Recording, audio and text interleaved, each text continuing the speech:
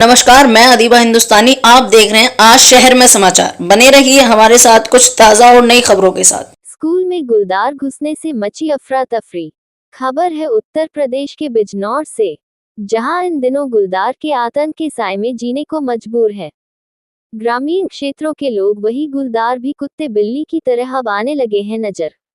चलिए अब आपको एक ताजे मामले से रूबरू कराते हैं, जहां गांव के सरकारी प्राथमिक स्कूल में अचानक दीवार कूदकर गुलदार स्कूल में दाखिल हो गया।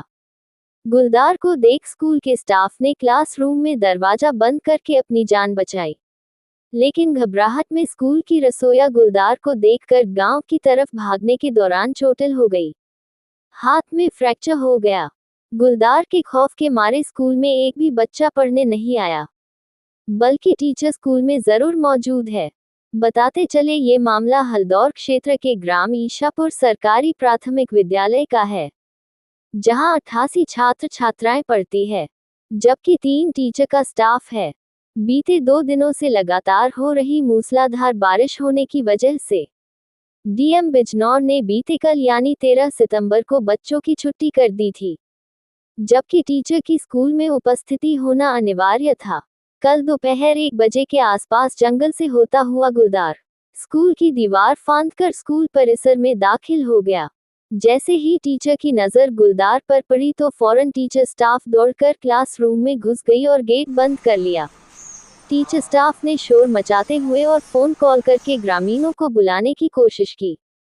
काफी देर तक गुलदार गेट पर पंजा मारता रहा। स्कूल की रसोइया महिला भागकर ग्रामीणों को बुलाने की कोशिश कर रही थी। इस दौरान महिला गुलदार को देखकर घबराहट में गिर गई, जिससे उनके हाथ में फ्रैक्चर आ गया। फिलहाल गुलदार के खौफ के मारे आज बच्चे स्कूल नहीं आए हैं। वही बात करें स्कूल की तो यहाँ शिक्षा विभाग के बीएसए भी स्कूल में पहुंचे हैं। फिलहाल उनका कहना है कि वन विभाग ही बता पाएगा कि गुलदार स्कूल में आया था क्या नहीं, लेकिन इतना जरूर है कि किसी जानवर को देखकर रसोइया का फ्रैक्चर जरूर हुआ है। संवाददाता यासिर शमसी की रिपोर्ट। सर, मेरा नाम रूपाली सिवाच है। रूपाली जी, कल स्कूल में क्या कुछ हुआ? सर, यहाँ पर हमें कुछ सुबह 9 बजे से ही कुछ गुर्राने की आवाज़ें आ रही थी, बल्कि सबसे पहले मुझे ही आई थी 2 बार। बिल्कुल एक बार तो हमें लगा कि शायद वहम होगा, लेकिन 2 बार और बिल्कुल इतनी साफ़ आवाज़ें थी कि वो कहीं बिल्कुल आसपास से ही आवाज़ें थी। फिर हमने थोड़ी देर बाद हमें सुसुहाट, क्योंकि बच्चे नहीं थे, बिल्कुल शांत था माहौल स्कूल का, तो हमने दरवाजे बंद करके एहतियात के तौर पे हम अंदर बैठ गए तीनों, और हमने रसोइया को भेज दिया घर पे, क्योंकि खाना बनना नहीं था जी। और फिर थोड़ी देर में सर, करीब 1-2 घंटे बाद में हमारी आवाज़ें प्रॉपर ऐसे ही आ जा रही थी बार बार। हमने आसपास वालों को, साथ वालों को फ़ोन भी किया कि हाँ स्कूल में गुलदार है, लेकिन हमारे किसी की हिम्मत ये नहीं हुई कि हम गेट खोल के वॉशरूम तक भी जा सकें। तो फिर सर, हमने थोड़ी देर बाद में बिल्कुल ऐसे लगा कि जैसे कुछ चीज़ आ रही है, तो मैम ने कहा कि शायद कुत्ता होगा। मैम ने तब ऐसे मतलब हमें ना वो नहीं किया, ध्यान नहीं दिया। फिर सब पंजों के निशान बिल्कुल मतलब ऐसे आ रहे हैं, और फिर पूरी तेज जब गुर्राने की आवाज़ आई तब हमारे बिल्कुल मतलब होश उड़ गए।